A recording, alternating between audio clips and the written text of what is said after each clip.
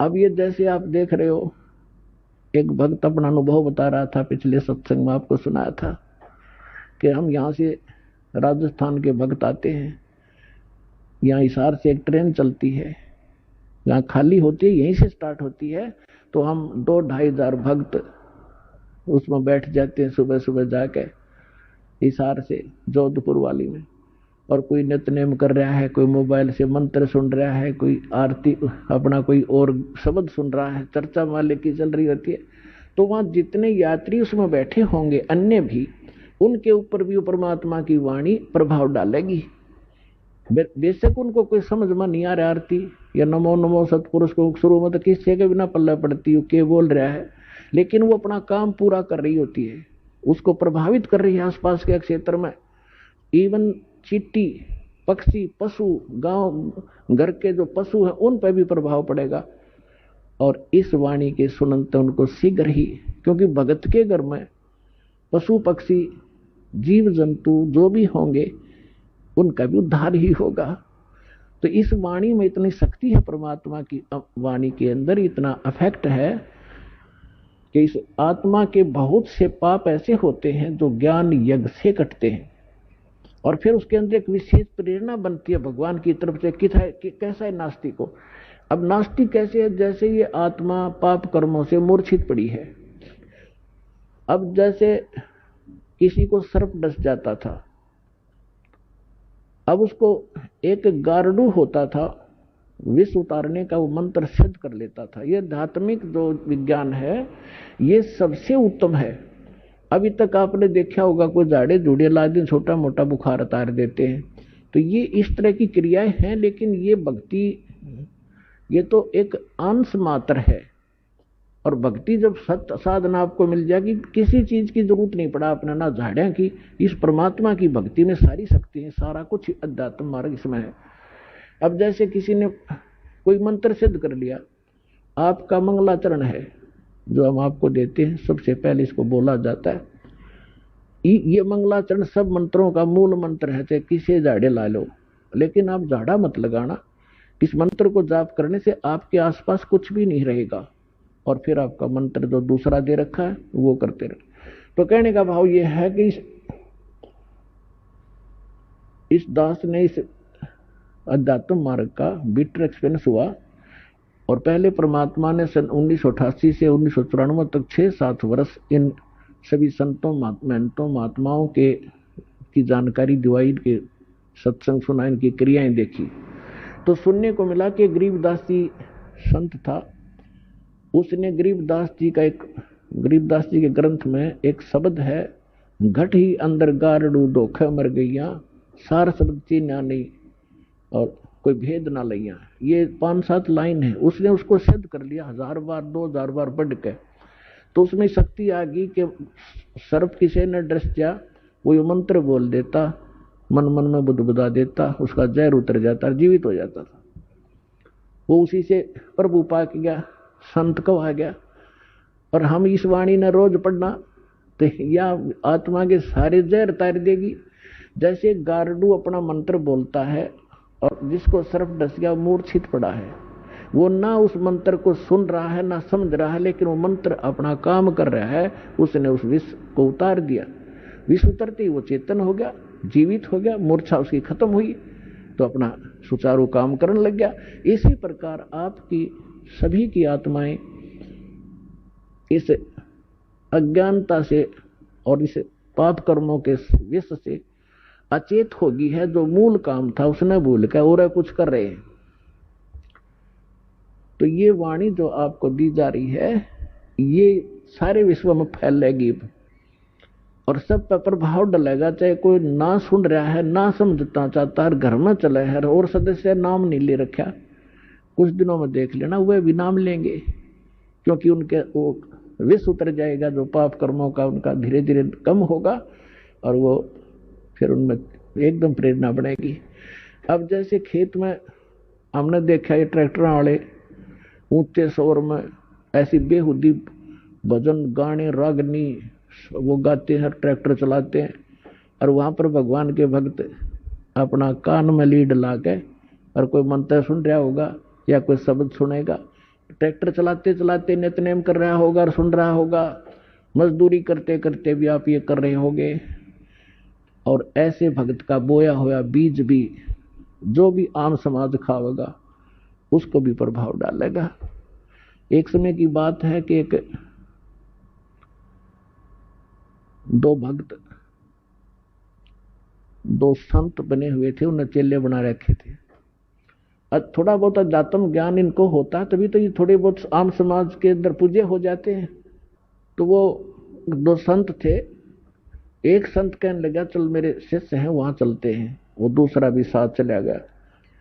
तो जिसके वो जाकर रुके उस बहन ने नाम ले रखा था, दीक्षा ले रखी थी।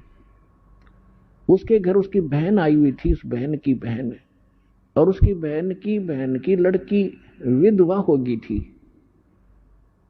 और वो बहन बड़ी टेंशन में थी। तो जो उपदेश प्राप्त थी उस बहन ने अपनी उस बहन को, जो अनुपदेशी थी, उससे कहा कि बहन रोटी बनवा दे, मेरी मदद कर दे, खाना बनवा दे, साधु संत आ रहे हैं। तो उस बहन ने वो खाना बना दिया जिसकी बेटी विधवा हो चुकी थी। उसी टेंशन में थी वह, क्या होगा मेरी बेटी का, छोटे छोटे बालक हैं, हे भगवान के ऊपर कैसे गुजारा होगा। माता पिता को तो बड़ा टेंशन बनी रहती। अब इन विचारों से ग्रस्त उसने खाना बना दिया, संतों ने खा लिया, वह सो गए। तो सुबह जो दूसरा था वो उठा और इतना टेंशन में उठा कि भाई क्या हो गया। उठकर उसने अपने साथी से बताया कि भाई आज तो ऐसा सपना आया जैसे मेरी लड़की विधवा होगी हो, और उसका क्या होगा, मतलब बुरी तरह तड़फड़ा था। आँख खुली जब चैन हुआ है तो बुद्धिमान था, उसने कहा अपने मित्र से कि क्या इस परिवार में किसी को कोई आपत्ति है। तो बोला जी मन ने भी नहीं पता, पता करता हूं। उसने अपनी शिष्या बुलाई कि बेटी आपकी कोई तकलीफ है किसी प्रकार की, कोई लड़की को हानि होगी है। तो वो कहने लगी जी मुझे तो कुछ है नहीं, आपकी कृपा से मेरी बहन आई हुई है और उसकी लड़की मर गई, उसकी लड़की विधवा होगी, अभी 10 से 15-20 दिन हुए हैं और वो आई थी। तो उस संत ने पूछा क्या खाना किसने बनाया महाराज, कि उसी ने बनाया था। अपने आत्मा उस बहन के द्वारा बनाया गए भोजन में भी वो विचार प्रवेश हो गए और उस संत के ने खाया उस पर भी प्रभाव डाला उसने। तो इसी प्रकार अब ये अच्छे वचन, अच्छे ज्ञान, अच्छी वाणी जो भी जिस जैसे कोई कहीं भी इस क्रिया कर रहा है तो उसी के अंदर प्रवेश करेगी। जैसे कोई सेठ है बैठे बैठे मंत्र कर रहा है और काम क्या वहां पर वाणी ला ले अपने भगवान की, दुकानदार है या कोई किस मजदूर है और कहीं भी जो कार्य करता है अपना, तो वहां क्या होगा कि उस सामान के ऊपर भी इसका प्रभाव पड़ेगा, जो और खरीद के ले जाएंगे उन पर भी असर होगा। तो इस प्रकार हमारे जो सभी की आत्माओं पर पाप कर्मों का विष चढ़ने से मूर्छित पड़ी है या जाग गएगी और फिर भजन में लग गएगी। तो इस प्रकार इस परमात्मा का जो ये इंस्ट्रूमेंट बनवाने का जो उद्देश्य था, प्रयोजन, ये कोई ऐसे नहीं है। नहीं तो इसके अंदर सारी बकवास देखें, जब तक ये ज्ञान नहीं होता, कोई फिल्म देख रहा है, कोई और बकवास देख रहा है, कोई खेल देख रहा है, और अब ये ज्ञान होने के बाद कि ये बकवास छोड़ के इसमें भगवान देखो, परमात्मा का नाम सुनो, ज्ञान सुनेंगे, तो यही इंस्ट्रूमेंट जो दुरुपयोग करके हमारा जीवन नाश कर रहे थे ये हमारे जीवन को सफल करेंगे। तो परमेश्वर आपको क्या बताना चाहता है दास परमेश्वर के इस ज्ञान के माध्यम से, कि आप यहां जिस दिन से दीक्षित हो जाते हो आपका वो एक मानुष जन्म प्रारंभ होता है। उससे पहले आप मनुष्य शरीर अवश्य था लेकिन कर्म मनुष्य के नहीं थे। सभी सदग्रंथ, सभी संत और खुद परमात्मा आकर बताते हैं कि परमात्मा इस मनुष्य जीवन की प्राप्ति आपको केवल परमात्मा प्राप्त करने के लिए और जरा और मरण के संकट से छुटवाने के लिए ही प्राप्त होता है। आपको ज्ञान संपूर्ण होता नहीं और संसारिक लोगों से जो ट्रेनिंग आपको मिलती है उसमें दृढ़ हो ही जाते हो। कोठी बना ले बेटा, उस लड़के ने देख ले थोड़े से दिन हुए नौकरी लगा था और 2 कोठी बना ली, तो हमारे वो इंजेक्शन लग जाते हैं। हम फिर वही टारगेट लेकर आगे चलते हैं, नौकरी में या कोई बिजनेस में, कोठी बनाऊं, प्लाट दूं, कार दूं बढ़िया सी, और 1 मिनट में मृत्यु हो जाती है और कोठी कार धरी धराई रह जाती है। कबीर साहब कहते हैं, राम नाम कड़वा लगे, राम नाम कड़वा लगे, ये मीठे लगे दाम, दुविधा में दोनों गए, भाई माया मिली ना राम। पुणात्मा, इस अध्यात्म मार्ग से जब आप परिचित हो जाओगे, आपको कोई किसी प्रकार की भी शंका, डाउट नहीं रहेगा। जैसे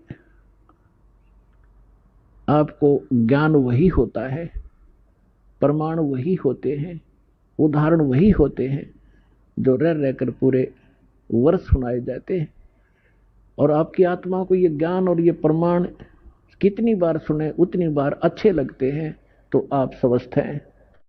भाई जो गुरु वचन पे डट गे रकट गे फंद 84 के, कट गे फंद 84 के, रकट गे फंद 84 के।